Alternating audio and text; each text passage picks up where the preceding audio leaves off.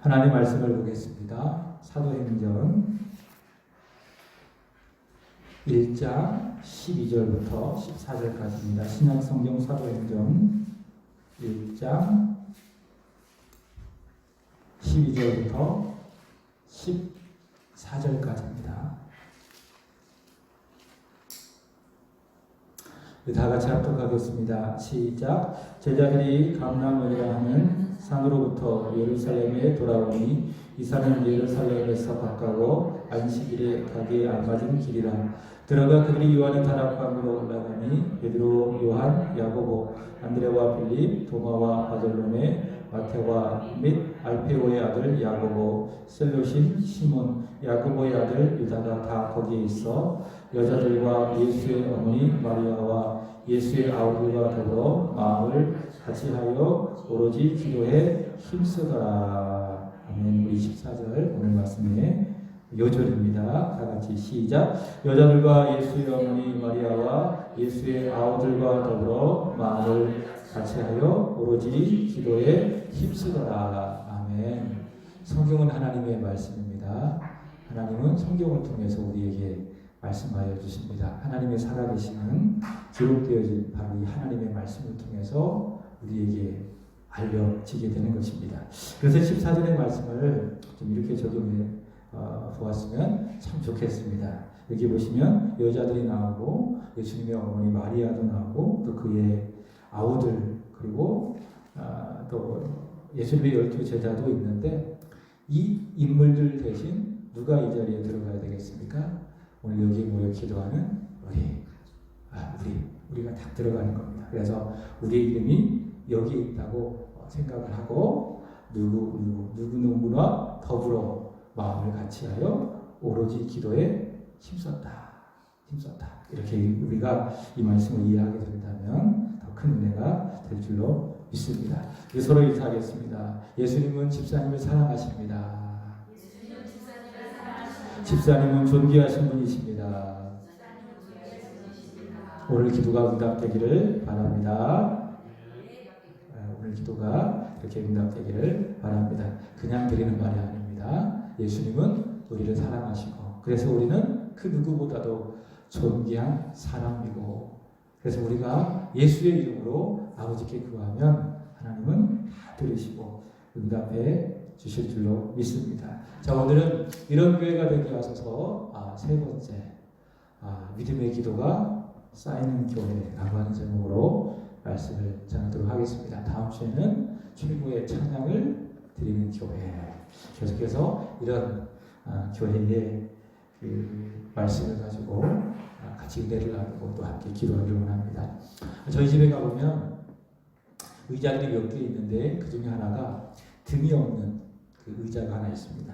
그러니까 작은 의자죠. 컴퓨터를 사용할 때 쓰는 작은 의자인데 처음에 사용할 때보다 제가 청소하다가 보니까 나사가 많이 풀려 있더라고요. 그래서 앉을 때에 처음에는 단단했는데 요즘에는 보니까 헐렁헐렁 거려요. 왜 그런가 하면 자꾸 쓰다가 보니까는 나사가 헐거워지는 겁니다. 막 흔들리는 거죠. 그래서 어떻게 해야 됩니까? 나사를 다시 조여야 할 것입니다. 제가 그것을 보면서 많은 것을 깨달았어요. 한 가지를 깨달았어요. 요즘에는 설교를 할 수 있는 기회가 많이 있다가 보니까는 작은 것 하나하나 그냥 지나치지 않습니다. 거기에서 무엇인가 하나님께서 주시는 그런 메시지가 무엇인가 고민하면서 그렇게 살아가요. 그 의자를 보면서 나사가 풀린 그 의자를 보면서 우리가 그렇구나. 우리가 시간이 가면 갈수록 영적인 긴장이 점점 풀려져 가고 또 하나님으로부터 또 우리가 예배로부터 점점 멀어져 가고 있는 것이 아닌가. 굉장히 느슨해져 가고 어떻게 해야 됩니까? 다시 조여야 되는 겁니다. 헐렁거리는 그 의자를 다시 조여 단단하게 하듯이 우리가 느슨해지고 또 풀려진 영적인 긴장을 어떻게 해야 된다고요? 다시 조여야 된다라고 하는 겁니다. 그래서 말씀 듣는 일, 또 말씀을 붙들고 기도하는 일, 그리고 열심히 마음을 다하여 찬양하는 그런 일들을 우리가 드리는 모여 기도하는 이 예배와 이 모임을 통해서 다시 쪼여야 한다라고 하는 것입니다. 그래서 우리가 교회로 직접 우리의 발걸음을 옮기고 여기에 와서 예배를 드리는 것이 참으로 중요하다라고 하는 겁니다. 사실 집에 있으면 뭐 영상으로라고 하든지 어떤 매체를 통해서 우리가 이렇게 기도하고 집중력 있게 말씀을 듣는다고 하는 것이 결코 쉬운 것이 아닙니다. 현장이 참 중요하다. 어쨌든 교회 와서 우리가 현장에서 직접 말씀을 듣고 함께 기도하는 것이 중요하다. 그렇게 해야 우리의 느슨해진 우리의 믿음, 영적인 그런 우리의 상태가 더 단단해질 수 있다는 것을 우리가 기억해야 될 줄로 믿습니다. 이것은요, 우리 비단 개인뿐만이 아니라 교회도 마찬가지입니다. 유형교회는요, 완전하지 못해요. 무형교회는 완전한 교회입니다. 거기에는 믿는 사람들이 100% 있는 그런 교회입니다. 그러나 이 땅에 세워진 유형교회는 완전하지 못합니다. 그렇기 때문에 교회의 본질을 이 유형교회는 잊거나 또는 잃어버릴 때가 있습니다. 그래서 어떻게 해야 되는가 하면 다시 말씀으로 돌아가야 되는 겁니다. 그게 좋은 교회입니다. 그리고 말씀이 주님이 기뻐하시는 좋은 교회는 어떤 교회인지를 확인해야 되는 것이고 다시 그 모습으로 돌아가야 된다라고 하는 것입니다. 지금은 은퇴하셨지만 한때 소망교회 압구정동에 있는 그 소망교회를 목회하셨던 박선희 목사님이 계세요.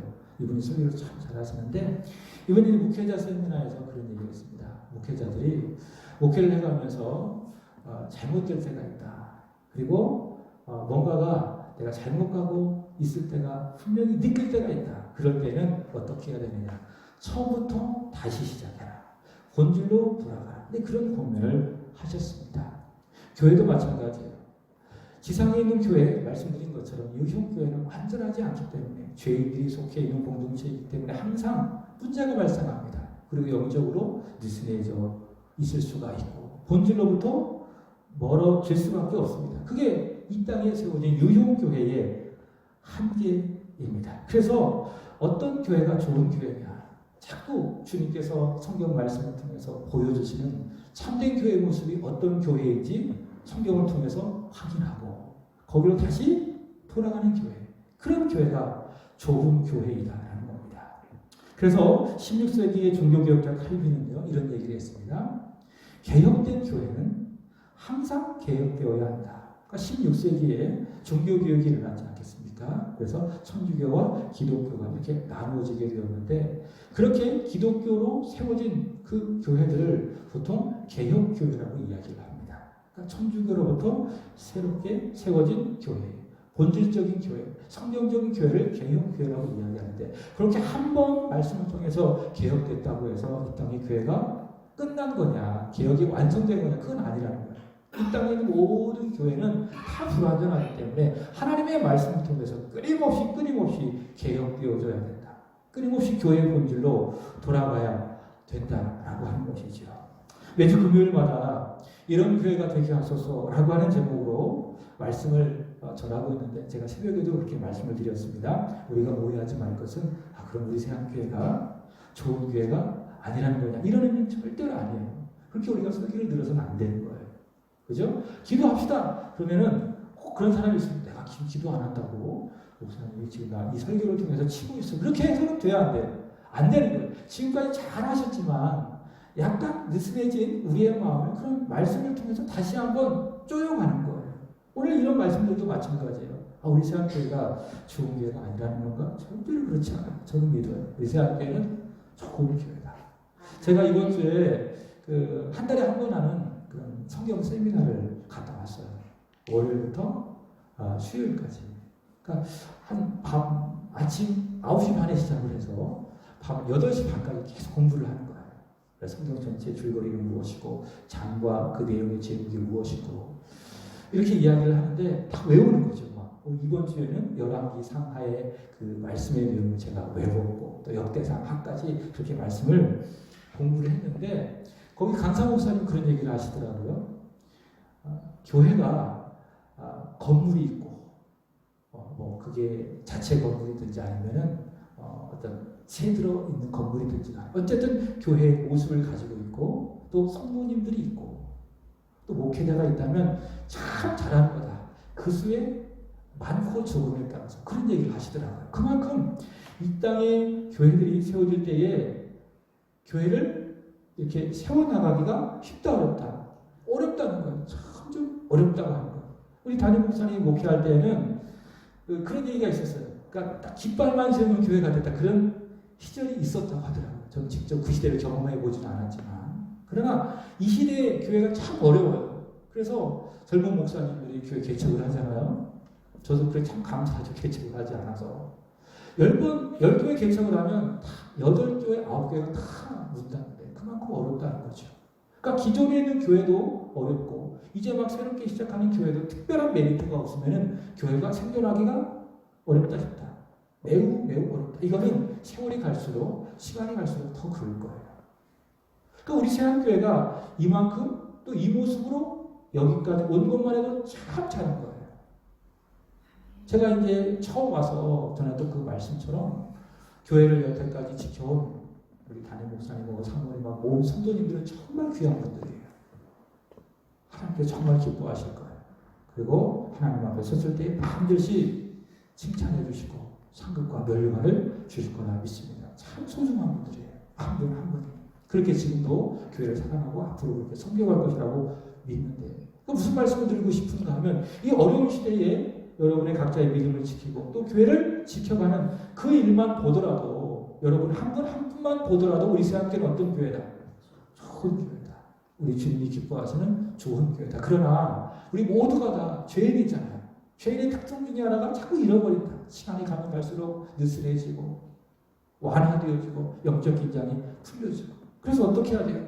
교회의 본질, 교회가 추구하는 것들을, 교회가 목표하는 방향성을 잃어버릴 때가 있어요, 없어요? 있어요. 잊을 때가 있어요, 없어요?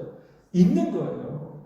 그렇기 때문에 금요 기도회를 통해서 이런 말씀들을 통해서 우리 교회가 좋은 교회지만은 다시 한번 교회의 본질을 회복함으로 말미암아 우리 주님이 기뻐하시는 더 좋은 교회의 모습으로 나아가자. 이런 취지로 이런 말씀을 전하는 것입니다. 자, 첫 번째 이런 교회가 되게 하소서. 첫 번째 어떤 교회가 좋은 교회입니까? 우리 주님이 주인 되시는 교회. 그런 교회가 좋은 교회입니다. 교회의 주인은 사람이 아니라 누구십니까? 예수님이십니다. 예수님께서 자신의 피를 통해서 이 세상에 교회를 세워주셨어요. 그 교회들 중에 하나 우리 세안교회. 우리 세안교회의 주인은 누구십니까? 목회자입니까? 아니죠. 예수님이 바로 우리 세안교회의 주인인 줄로 믿습니다. 그래서 말씀을 드렸잖아요. 주인 의식을 가져라. 그러나 주인 행세는 해서는 안 된다라고 하는 거예요. 그죠? 주인 의식은 무엇입니까? 교회를 보면 교회가 무엇이 부족한지, 교회가 무엇이 필요한지 깨닫고 자발적으로 움직이는 거예요. 목사님들이 오더를 내리지 않아도 말씀하지 않아도 주인 의식을 다 가지면은 어떻게 합니까? 채워가는 거예요. 내가 열심히 섬겨가는 거예요. 그것이 무엇입니까? 우리가 교회를 향하여 가져야 될 우리의 주인 의식입니다. 그러나 내가 주인인들 주인 행세는 하지 말자. 왜? 교회의 주인은 우리 예수님이기 때문에. 자, 주님이 주인 되신 교회를 믿고 인정하는 사람은 그 주님을 잘 섬깁니다. 그 증거 중에 하나가 무엇입니까? 예배하는 겁니다. 예배를 잘 드리는 거예요. 그래서 좋은 교회 두 번째, 진정한 예배가 숨쉬는 교회. 인원에 상관이 없이 주님의 이름으로 모인 모든 사람들이 예배할 때에 진정한 예배가 되는 겁니다. 진정한 예배가 되는 겁니다. 제가 말씀을 드렸잖아요. 우리가 하나님을 어떻게 대접해 드리느냐라고 하는 그 증거가 무엇이라고요? 내가 예배를 대하는 나의 태도이다. 내 마음도 그렇고요. 내가 보여주는 외적인 모습도 그렇고요. 이것이 무엇입니까? 내가 이 예배를 통해서 하나님을 어떻게 대우해 드리느냐, 하나님을 어떻게 대접해 드리느냐라는 것이 증명된다라고 하는 것입니다. 그래서 주일날 올 때는 최고로 깨끗하게 하고 오시는 거예요. 토요일날 목욕도 좀 하시고, 물론 매일매일 목욕하고 계시는 줄로 알겠지만 목욕도 하고 남자분들은 깨끗하게 머리도 감고 면도도 하고, 그리고 주일날 오실 때는 그 거룩하신 하나님을 뵙는데 깨끗한 옷으로 입고 오고, 이것이 무엇입니까? 내가 하나님을 하나님으로 인정해드리고 대우해드리는 것이다 라고 하는 것입니다. 물론 그렇게 우리가 하지 않는다 할지라도 예배가 안 된다, 그건 아니에요. 그럼 우리 믿음이에요. 우리가 그렇게 하나님을 인정해드리고 대우해드리고 싶다라는 것이 그런 외적인 우리의 모습을 통해서 나타나야 된다라고 하는 것이지요. 자, 그 다음에 오늘 세 번째는 무엇인가 하면 따라서 볼까요? 믿음의 기도가 쌓이는 교회. 네, 서로 인사하겠습니다. 새한교회는 믿음의 기도가 쌓이는 교회입니다. 아멘이시죠? 우리 교회는 진정 그런 교회인 있는 줄로 믿습니다. 여러분, 사람들이 살아가면서 내가 살아있구나 라고 하는 그 증거가 있습니다. 내가 호흡을 하고 있느냐 그렇지 않느냐라고 하는 겁니다. 마시고 뱉고, 공기를 마시고 뱉고, 이런 물리적인 호흡을 통해서 내가 살아있구나 라는 것을 느끼게 되는 것이죠. 그럼 죽음은 뭐죠? 내 호흡이 딱 멈추는 거예요. 내 코끝에서 호흡이 사라질 때에 그때를 죽었다, 그렇게 이야기를 하는 겁니다. 내가 살아있다라는 증거, 내가 호흡하고 있다라는 겁니다. 마찬가지로 내가 예수 믿고 구원받았는데 그럼 내 영혼이 살아있는 거예요. 내가 예수를 믿지 않으면 내 영혼은 죽어있는 겁니다. 죽어있는 겁니다. 물리적으로는, 육체적으로는 살아있지만 예수를 믿지 않는 사람은 다 그 영혼이 죽어있는 거예요. 하나님과 단절되어졌기 때문에 내가 예수 믿었어요. 그렇게 죽은 내가. 그럼 그 내 영혼이 살아있는 것이죠. 근데 내 영혼이 살아있다라고 하는 증거도 무엇인가 하면 호흡이라는 겁니다. 내 육체가 살아있다는 것이 물리적인 호흡을 통해서 나타나듯이 내 영혼도 살아있다라고 하는 증거가 영적인 호흡을 통해서 나타난다는 거예요. 두 가지가 있는데 영적인 호흡은 하나님 말씀입니다. 하나님의 말씀을 마시는 겁니다. 기록되어진 하나님의 말씀을 읽고 묵상함으로 또 그 말씀을 이 강단에서 선포하는 하나님의 말씀을 내가 마시는 것. 그 다음에 두 번째로 뱉는 게 뭐죠? 기도하는 겁니다. 기도하는 것. 내가 그 말씀을 들었습니다. 그 말씀대로 내가 살아가기를 원합니다. 그 말씀대로 내가 순종하기를 원합니다. 말씀을 마시고 기도로 뱉고, 이것이 무엇입니까? 내 영혼의 호흡이라는 거죠. 근데 말씀과 기도로 호흡하지 않아요. 영적인 호흡이 없습니다. 잘 점검해 봐야 돼요. 우리가 목사님을 통해서 말씀드렸던 것처럼 너희가 정말 믿음이 있는 사람인지 확인하고 내 자신을 확증하라. 내가 말씀을 가까이 하지 않는다면, 또 기도하지 않는다면 확인해 봐야 돼요. 점검해 봐야 돼요. 내 영혼이 살아있나, 다시 말해 내가 구원을 받았나 확인해 보라고 하는 겁니다. 그죠? 호흡이 있냐 없냐 굉장히 중요한 문제라는 거죠. 근데 어디까지 확인해 보셔야 되는가 하면, 내가 예수 믿고 구원을 받았는데 분명히 내가 구원받았고 내가 오늘 죽어도 천국에 갈 수 있다라고 하는 확신을 가지고 있는데 내가 말씀을 좀 멀리하고 있어. 그리고 기도도 멀리하고 있어. 말씀과 기도로 제대로 호흡하지 않고 있어. 어떤 증거입니까? 내 영혼이 살아있긴 하지만 내 영혼이 건강하지 않다라고 하는 증거입니다. 다 아기들 키워보지 않으셨습니까? 애기가 막 태어나서 애기가 막 자라잖아요. 근데 애기가 막 호흡을 굉장히 잘해요. 무슨 증거입니까? 아주 건강하다는 증거예요. 근데 애기가 말은 안 하지만은 호흡이 제대로 안 돼요. 숨쉬기가 어려워.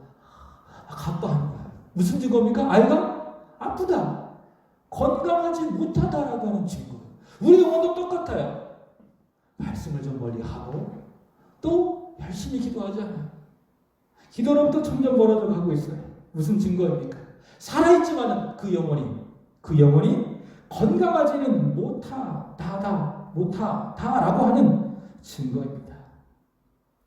말씀과 기도가 있는 사람, 말씀과 기도가 있때 충만한 사람, 하나님의 말씀을 부지런히 듣고 읽고 묵상하고 그 말씀대로 살아가기 위해서 열심히 몸부림치면서 하나님 앞에 기도하는 그 사람은 누굽니까? 영적인 생명이 있는 사람, 더 나아가서 영적으로 건강한 사람이다라는 겁니다. 오늘 여기 모여 기도하는 모두가 다 영적 생명이 있고 영적으로 건강한 사람이 되시기를 주님의 이름으로 축복합니다. 특별히 하나님의 말씀을 듣고 그 말씀대로 살아가는 사람에게 기도가 아주 중요해요. 기도가 아주 중요해요. 아니, 저는 이렇게 이야기하고 싶어요. 기도는 중요한 것이 아니라 유일한 것이다. 혹시 이번 주에 새벽 말씀 들으셨습니까? 기도는 중요한 것이 아니라 어떤 것이다? 유일한 것이다. 기도에 다른 대안이 있어요? 없어요? 없습니다. 예수님께서는 마태복음 26장 41절에서 이렇게 말씀하셨죠. 시험에 들지 않기 위하여 깨어 기도하라. 시험에 들지 않기 위하여 깨어 기도하라. 여러분 시험은 무엇일까요? 성경에 이 두 가지 시험이 있다고 이야기해요. 하나는 테스트입니다. 창세기 22장에 보면 하나님께서 아브라함에게 시험하셨어요. 영어 성경에 보면 테스트라고 이야기하고 있습니다. 거기서 말하는 테스트는 무엇인가 하면 멸망시키기 위한 완전한 그 죽음에 빠뜨리기 위한 시험이 아니라는 거죠. 그 시험은 무엇입니까? 복을 주시기 위한 하나님의 테스트. 그게 테스트예요. 그러나 마귀가 주는 시험과 아니면 우리의 욕심에 이끌려 받는 그 시험이 있습니다. 그것은 템테이션이에요. 이 시험에 빠지면 어떻게 됩니까? 우리 영혼이 병드는 거죠. 그리고 멸망할 수밖에 없는 것이죠. 그 시험의 목적은 무엇입니까? 결국 내가 하나님으로부터 멀어지는 것. 그게 시험이에요. 결국에는 다 그거예요. 교회로부터 멀어지고 예배로부터 멀어지고 기도와 말씀으로부터 다 멀어지는 것이 무엇입니까? 내가 하나님으로부터 멀어지고 있다. 내가 지금 시험에 점점 빠져들고 있다. 그게 마귀를 우리가 결국에는 시험하는 거예요. 다양한 방법으로 다가오지만 결국 시험은 무엇이다? 나와 하나님 사이가 멀어지고 하나님과 나와의 온전한 관계가 깨어지는 것이 바로 그것이 시험이다라는 겁니다. 그래서 마귀는요 호시탐탐 그런 시험을 우리에게 던지게 되는 것입니다. 그래서 우리가 그런 시험에 들지 않기 위해서 어떻게 해야 되는가 하면 뭐 해야 된다고요? 깨어 기도하는 것입니다. 주무시지 말고 깨어 기도하라. 그래서 기도는요 중요한 것이 아니라 유일한 것이다. 주님께서 우리에게 말씀하신 것처럼 기도 외에 다른 것으로 이런 종류가 나갈 수 있어요? 없어요? 없습니다. 기도의 다른 방법이 우리에게 없더라. 그래서 기도의 사람 이에 마운드는 말하기를 기도하지 않으면 죽는다. 아주 과격한 말을 했습니다. 내가 기도하지 않는다면 나는 죽는다. 이런 절박함을 가지고 생존의 문제로 우리는 하나님 앞에 엎드려 기도해야 될 줄로 믿습니다. 기도는요 중요한 것이 아니라 중요함을 뛰어넘어서 기도는 우리에게 있어서 유일한 것이라는 것이죠. 교회도 마찬가지입니다. 기도하지 않는 교회는 절대로 좋은 교회가 될 수 없습니다. 절대로 좋은 교회가 될 수 없다. 요한계시록에 보면 7교회가 나와요. 에베소 교회를 시작을 해서 빌라델비아 교회까지 7교회가 나오는데 라우디게아 교회까지 이 7교회는요 지상에 있는 모든 교회를 대표하는 교회입니다. 그래서 7이라는 것이 완전 숫자 아니겠습니까? 그러니까 요 7교회를 딱 보면 이 세상에 있는 지상교회를 다 볼 수 있는 거예요. 그 중에 예수님께서 책망하신 교회 중에 아주 가슴이 아픈 교회가 하나 있어요. 어떤 교회인가 하면 요한계시록 3장에 나오는 사대 교회입니다. 이름도 벌써 사자 들어가니까는 좀 그렇지 않겠습니까? 사대 교회는 어떤 교회입니까? 주님 이렇게 말씀하셨습니다. 네가 살아있으나 죽었도다. 그러니까 겉으로는 외형적으로는 살아있습니다. 그러나 주님이 오실 때 그 교회는 어떤 교회예요? 죽은 교회.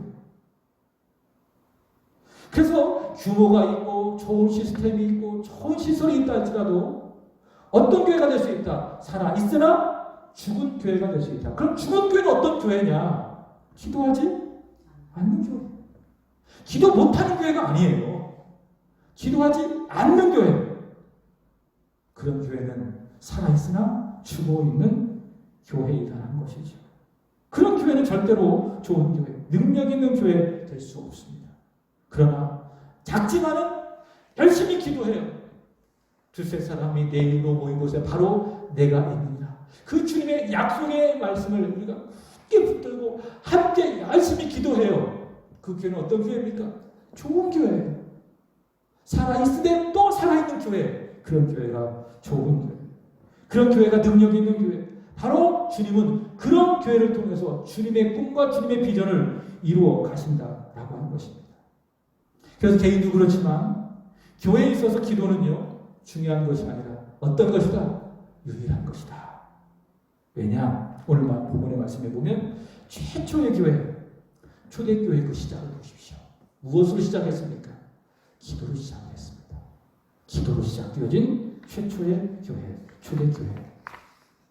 초대교회가 그러했기 때문에 오늘 함께 읽은 말씀은요 우리가 잘 알고 있는 말씀입니다. 부활 승천하신 예수님께서는 사도행전 1장 4절에서 예루살렘을 떠나지 말고 내게서 들은 바 아버지께서 약속하신 것을 기다려라 라고 말씀을 하셨습니다. 그것을 이렇게 이야기하고 있죠. 예루살렘을 떠나지 말고 내가 너에게 약속한 그 성령을 기다리라. 예수님께서 이렇게 말씀을 하셨습니다. 그래서 이 말씀은 아버지께서 약속하시고 또 예수님께서 말씀을 통해서 확증하셨기 때문에 어떻게 되죠? 이루어지는 거예요. 그들이 구하든 그들이 구하지 않든 이 약속의 말씀은 이루어집니까? 안 이루어집니까? 이루어질 수밖에 없어요. 하나님이 그렇게 약속하셨는데 만약 약속하지 않는다면 우리는 그런 하나님 믿을 필요가 없는 것입니다.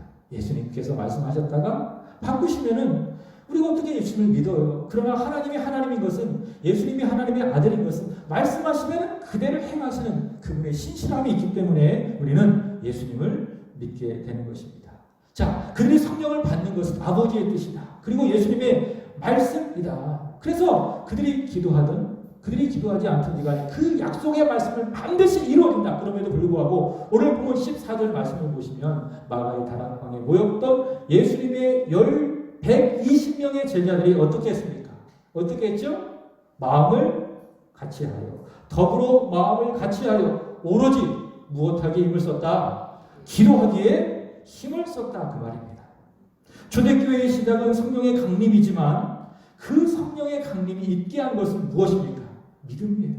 더불어 마음을 같이한 그 믿음의 기도, 그 믿음의 기도가 있었기 때문에 교회가 교회되었습니다.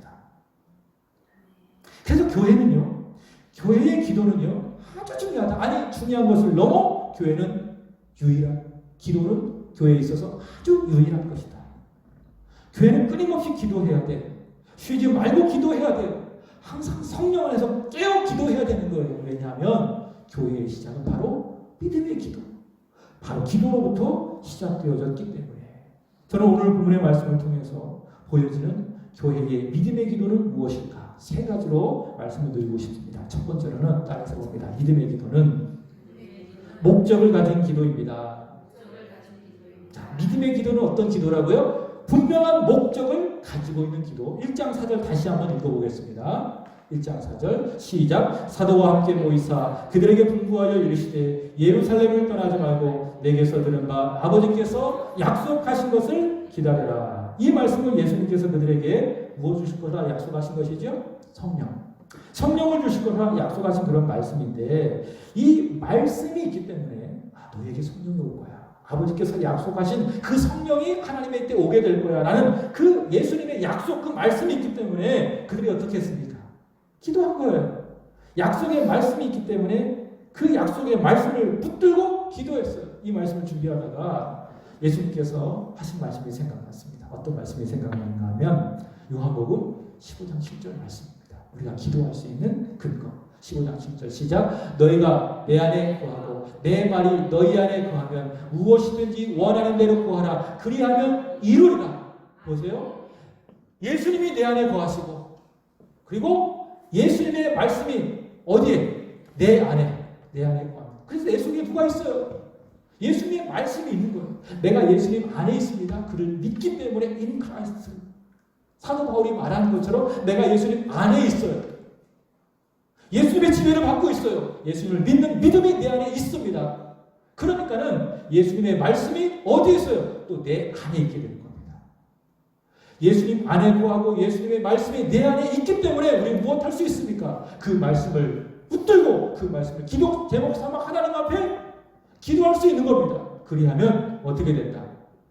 응답된다 하는 거예요. 그래서 예수 그리스도의 말씀은, 우리를 향하신 하나님의 말씀은 무엇입니까? 내가 기도할 수 있는 은혜가 되는 거예요. 기도할 수 있는 힘이 되는 거예요. 기도할 수 있는 제목이 되는 거예요. 내 육체의 정욕을 따라서 기도하지 말고 내 속에 주신 그 예수님의 그 말씀을 붙들고 우리는 열심히 기도할 수 있는 거예요. 초대교회가 그랬다 그 말이죠. 아버지께서 약속하신 것을 기다려라라고 하는 예수님의 말씀을 붙들고 예수님의 말을 붙들고 뭐 했습니까? 기도했어요. 열심히 기도했어요. 그랬더니 성령을 받게 됐죠. 그들은 열심히 예수님의 말씀을 붙들고 기도했습니다.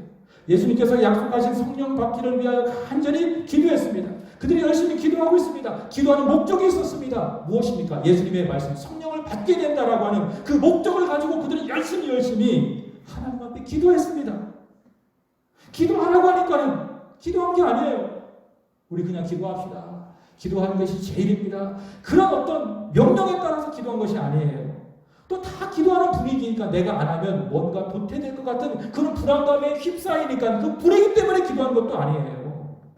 왜 기도했습니까? 분명한 목적을 가지고 기도했어요. 그것이 바로 약속하신 성령을 받는 것입니다. 여러분, 기도하는 그 자체도 귀합니다. 기도의 목소리를 높이고 기도하는 모습을 갖는 것도 중요합니다. 그러나 그보다 더 중요한 것이 있다면 내가 왜 기도하는지를 알아야 되는 거예요. 내가 왜 목적을 갖고 기도하고 있는가 그래서 알아야 된다 그 말이죠. 여러분, 왜 예수님 믿으세요? 왜 교회에 오셔서 이렇게 기도하고 하세요? 목적이 있어야 되는 것입니다. 그것도 없이 왔다 갔다 하지 마세요. 의미가 없어져요. 매너리즘에 빠져요. 습관화, 형식화가 될 수 있더라. 기도하는 것도 마찬가지예요. 기도하라고 하니까 기도하면 안 될 것 같으니까 불안해서 그렇게 기도하지 말라 그 말입니다. 기도하는 목적을 갖고 하나님 앞에 나와 분명히 우리는 기도해야 될 줄로 믿습니다. 목적 없는 기도는 마치 표류하는 배와도 같습니다.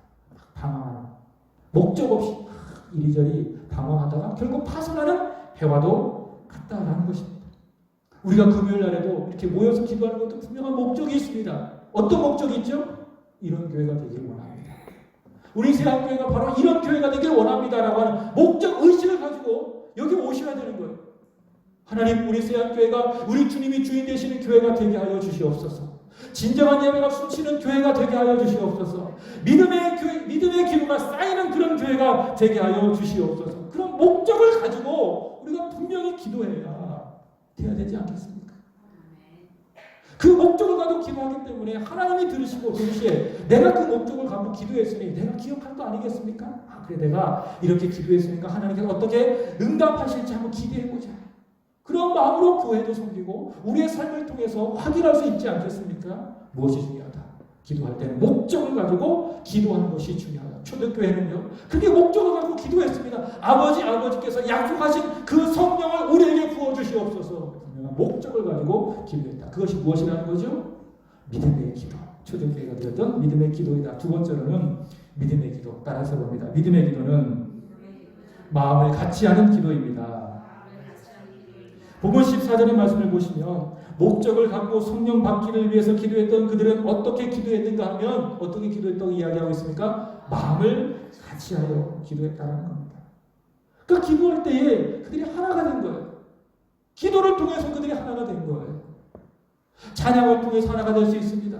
또는 성김을 통해서 하나가 될 수 있습니다. 그러나 초대교회 성도들은 그것 말고 무엇을 통해서 그 마음이 하나가 되었습니까? 바로 기도를 통해서 하나가 되었습니다. 기도하는 순간 그들은 각 개인을 주장하지 않았습니다. 우리 공동체, 교회를 보게 되었습니다. 한 몸 되어진 교회를 보게 되었다는 겁니다. 어느 누구도 다른 마음을 품지 않는 그 하나, 그 하나의 공동체를 그들이 보게 되었다라고 하는 것이죠. 여기서 마음을 같이 한다라고 하는 말의 원어적인 뜻은 이런 뜻을 가지고 있습니다. 만장일치입니다. 만장일치. 그러니까 예수님께서 약속하신 성령을 받는 그 일에 어느 누구도 반대하지 않는 겁니다. 100% 뭐 한 거예요? 만장일치. 그것이 바로 마음을 같이 했다라고 하는 의미입니다. 이 만장일치의 기도가 얼마나 강력했는지 주님 말씀하신 대로 그들에게 성령이 임했습니다. 이런 만장일치의 기도가 어떤 기도입니까? 바로 좋은 기도, 믿음의 기도이다라고 하는 것입니다. 오늘 이 시간 믿음의 기도를 함께 드리게 되기를 바랍니다. 하나님, 우리 세안교회가 이런 교회가 되게 하여 주옵소서. 우리 모두가 다 마음을 같이하여 만장일치로 우리 하나님 앞에 드려지는 그런 기도가 되기를 바랍니다. 전도서 4장 9절에서 12절의 말씀을 준비해 보았습니다. 읽어보겠습니다. 시작. 두 사람이 한 사람보다 나음은 그들의 수고함으로 좋은 상을 얻을 것입니다. 여기 보세요. 자, 9절 보시면, 자, 한 사람보다 몇 사람이 낫다? 두 사람이 낫다. 그 다음에 10절입니다. 시작. 혹시 그들이 넘어지면 하나가 그 동물을 붙들어 일으키려니와 홀로 있어 넘어지고 붙들어 일으킬 자가 없는 자에게는 화가 있으리로다. 자, 한 사람보다 두 사람이 나은 것은 그들 중에 한 사람이 넘어지면 한 사람이 그 동물을 붙들어서 일으킬 수 있다. 그래서 한 사람보다 몇 사람이? 두 사람. 그럼 두 사람보다 세 사람이, 세 사람보다 네 사람이 나은 거예요. 그래서 교회가 부흥되어야 하는 이유는 누구를 위해서? 나를 위해서. 네, 많으면 많을수록 내가 어려울 때에, 내가 힘들 때에 붙들 수 있는 손길이 많은 건 아니겠습니까? 그죠? 교회가 부흥되어야 될 이유가 바로 거기에 있는 거예요. 그 다음에 11절 보시면, 자, 시작. 또 두 사람이 함께 누우면 따뜻하거니와 한 사람이 어찌 따뜻하냐. 그렇지 않겠습니까? 혼자 있으면 춥잖아요. 혼자 사더라도. 그러나 두 사람이 함께 누우면 서로의 체온을 느끼기 때문에 따뜻한 겁니다. 한 사람보다 두 사람이 낫다. 12절 이렇게 이야기합니다. 시작. 한 사람이면 패하겠거니와 두 사람이면 맞설 수 있나니 세 겹줄은 쉽게 끊어지지 아니하리라. 이 말씀이 무엇일까? 결국 한 사람보다 두 사람이 낫다라는 겁니다. 결론 세 겹줄은 절대로 끊어지지 않는다. 기도도 마찬가지라는 거죠. 혼자 기도하는 거 참 좋아요. 혼자 기도하는 거 참 좋아요. 그러나 두 사람이 기도하는 것이 더 좋다 그 말이에요. 그래서 부흥예배 시간에 같이 열심히 기도하세요. 만장일치로 마음을 합하여서 마음을 같이 해서 열심히 기도하시기 바랍니다. 혼자 기도하는 것보다 둘이 함께 모여 기도하는 것이 훨씬 더 낫다. 세 겹줄은 끊어져요? 안 끊어져요? 안 끊어져요. 제가 전에 교회에 있었을 때 청년들 기도 훈련을 시켰는데 주일마다 그 점심 먹고 난 다음에 2시 예배까지 그 중간에 비는 시간이 있더라고요. 그 시간에 노는 거예요. 별로 하지도 않고 그냥 다 모이라고 했어요. 기도할 수 있는 사람. 그래서 같이 오로지 청년부를 위해서만 기도할 수 있도록 그 중보 기도 모임 시간을 만들었어요. 그 기도 시간의 이름을 세 겹줄 기도에 이렇게 붙였습니다. 세 겹줄은 끊어져요? 안 끊어져요? 안 끊어져요. 혼자 기도하는 것보다 둘이 기도하는 것이, 셋이 기도하는 것이 훨씬 더 낫다. 근데 셋이 모여 어떻게 기도해야 된다고요? 마음을 같이 만장일치로 기도하는 것이 훨씬 더 좋은 것이다. 그 기도가 믿음의 기도이다라고 하는 것입니다. 자, 그 다음에 세 번째, 자, 믿음의 기도는 어떤 기도인가? 따라서 봅니다. 믿음의 기도는 힘써 드리는 기도입니다. 자, 첫 번째 믿음의 기도는 어떤 기도라고요? 벌써 잊어버렸죠? 첫 번째 믿음의 기도는 어떤 기도? 마음을 같이 하는 기도. 그 다음에 첫 번째 믿음의 기도. 그건 두 번째잖아요. 저도 까먹었네요. 목적이 있는 기도. 그 다음에 두 번째로는 마음을 같이 하는 기도. 세 번째 기도는 힘써 드리는 기도. 바로 그것이 믿음의 기도이다라는 겁니다. 자, 그들의 믿음의 기도는 성령 받기를 목적으로 열심히 기도했고요. 마음을 같이 해서 만장일치로 기도드렸고요. 마지막으로 힘써 기도했습니다. 여기서 힘쓰다라는 말을 제가 원어를 한번 쭉 찾아봤어요. 원어는 잘하지 못하지만 요즘 어플이 너무 좋더라고요. 찾아봤는데 힘쓰다라고 하는 말을 헬라어로 이렇게 이야기하고 있습니다. 좀 어려운데 잊어버리셔도 돼요. 프로스카르테레 이런 단어를 쓰고 있는데 어떤 의미를 가지고 있는가 하면 놀랬어요. 어떤 의미인가 하면 집착하다. 이게 힘쓰다. 집착하다. 그러니까 다른 생각은 안 하고 성령 받기를 마음을 같이 해서 집착했다 그 말입니다. 같이 한 마음으로. 그래서 집착한다라는 건요. 힘쓰다라는 그런 의미인데 하나님 성령을 안 받아도 좋고요. 받으면 더 좋고 이게 아니라는 거예요. 이미 성령이 임하기로 약속되어졌는데 그들은 어떻게 기도했는가 하면 믿음이 있으니까는 우리가 성령을 안 받으면 우리는 죽습니다. 바로 그런 마음으로 집착하면서 성령 받기를 간절히 기도했다 그 말입니다. 성령 받기 위해서 열심히 집착했다라는 것입니다. 이것이 무엇이죠? 이게 믿음이에요. 믿음. 하나님 주세요. 안 주면 전 끝이에요. 마치 예수님께서 겟세마네 동산에서 땀이 핏방울이 되니까 간절히 기도했던 것처럼 내가 구하는 것들을 하나님 꼭 주셔야 돼요. 마치 목마른 사슴이 시냇물을 찾아 헤매이듯이 갈급함과도 같이 내가 주님을 만나지 않으면 내가 이 기도의 응답을 받지 않는다면 나는 끝이에요. 내게 대안은 없습니다. 나에게 답은 없습니다. 하나님 꼭 주셔야 돼요. 집착하는 기도, 그것이 무엇의 기도입니까?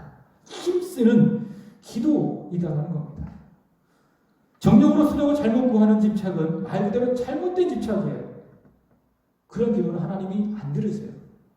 들으시긴 하겠지만 응답을 안 해주십니다. 왜? 응답해주면 나한테 오히려 유익하지 않기 때문에, 오히려 부작용이 나기 때문에. 그러나 하나님의 뜻, 하나님의 약속, 하나님의 말씀, 그 말씀을 따라서 온 힘을 다하여 집착하면서 구하는 기도는 무엇입니까? 그게 믿음이라는 거예요. 내가 원하는 대로, 내 욕심대로 구하는 그런 기도가 아니라 하나님께서 약속하신 것들, 하나님께서 말씀하신 것들이 온전히 이루어지도록 열심히 집착하면서 기도하는 것은 무엇이다? 믿음이다 라고 하는 겁니다. 그런 기도가 바로 믿음의 기도이다라고 하는 것이죠. 정리합니다.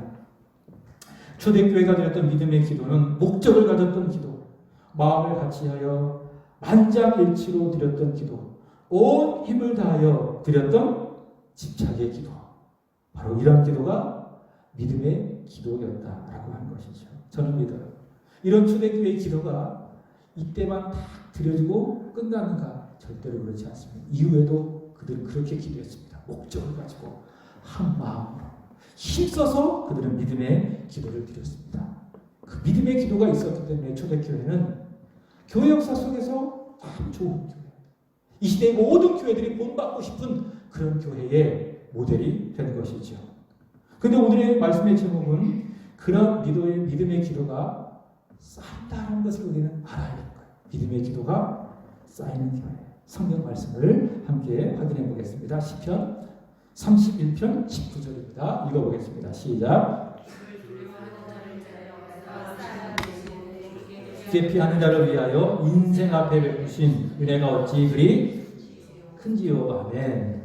여기 말씀해 보시면 하나님께서 우리에게 주신 은혜가 있는데 그 은혜가 쌓여 있다는 거예요.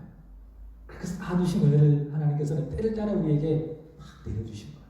그러니까 한순간 은혜를 보관하고 있다가 필요 때마다 그때 주시는 것이 아니라 우리를 위해서 막 보화와 은혜를 막 쌓아두고 있는 거예요. 근데 그 은혜를 한꺼번에 우리가 딱 주면 우리가 감당을 해요? 못해요? 못하는 거예요. 하나님께서 아주 지혜로우신 분이시기 때문에 적절하게 때를 따라서 그 은혜를 쌓아두신 은혜를 우리에게 하나씩 하나씩 주십니다. 하나님 참 좋으신 분이죠. 하나님 참 지혜로운 분이 되겠죠. 이렇게 하나님은 우리에게 주신 은혜를 쌓아주시는 것처럼 마찬가지로요. 우리가 목적을 갖고 우리가 마음을 같이 해서 온 힘을 다하여 기도하잖아요. 우리 편에서. 그런 기도는 믿음의 기도이기 때문에 지금 응답되지 않는다 할지라도 저 하나님의 나라에 점점 쌓여져 가는 거예요. 쌓여져 가는 거예요. 마태복음 6장 20절의 말씀을 보시면 우리의 믿음의 기도가 쌓여지는 하늘은 어떤 곳이냐 예수님께서 이렇게 말씀하십니다. 얘들아 거기는 도둑이 없어. 그리고 구멍도 없어. 도둑이 있으면 믿음의 기도가 훔쳐질 수 있잖아요. 그죠? 구멍이 있으면 믿음의 기도가 내가 드려도 그 구멍을 통해서 빠져나갈 수 있잖아요. 근데 우리가 드리는 믿음의 기도가 저 하나님 나라에 쌓여져 가는데 거기에는 도둑이 없다. 그리고 구멍도 없다. 무슨 말이죠? 쌓여져 간다 그 말입니다. 이것은 단지 우리가 드린 어떤 헌금이 쌓여져 간다 그런 의미만 아니에요. 우리가 믿음으로 기도한다면 그 믿음의 기도가 하늘에 하나씩 하나씩 쌓여져 가고 있다라고 하는 겁니다. 그래서 내가 기도한 대로 지금 응답되지 않아도 우리는 믿음의 기도가 쌓여져 가고 있기 때문에 차곡차곡 하나씩 하나씩 내 믿음의 기도가 쌓여져 가고 있기 때문에 낙심하지 말고 열심히 기도해야 되겠죠. 그래서 우리 그 교회 역사상 그 5만 번 기도 응답을 받은 기도의 사람이 있습니다. 누구인가면 조지 뮬러라고 하는 그런 분이 있습니다. 이분이 이런 말을 했습니다. 따라서 볼까요? 기도는 저축이다.